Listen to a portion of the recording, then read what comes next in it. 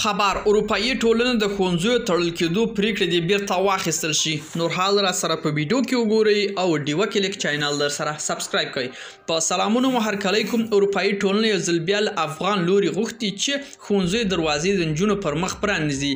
د اروپایي ټولنې بهرنی سیاست مسؤل جوزف بورل یو په خپره کړي اعلامیه کې ویلي چې نړیوال حقوق پر بنسټ د زده کړې د هر ماشوم مسؤل حق دی او افغان حکومت ته پکار چې حق ته درناوی وکړي.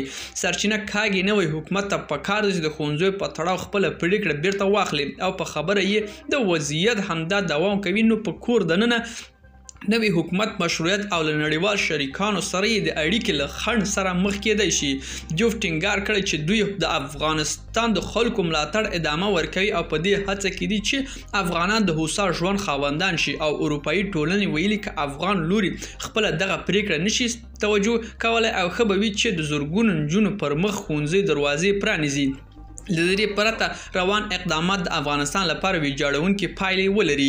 ملګرو دا و زموږ چمتو شوی ویډیو. که ستاسو دې ویډیو په اړه کوم نظر پیشنهاد لرئ موږ سره په کومنټونو کې شریک کړئ او د لا ښکلو ویډیوګانو لپاره له موږ سره پاتې شئ. تر بیا خیر.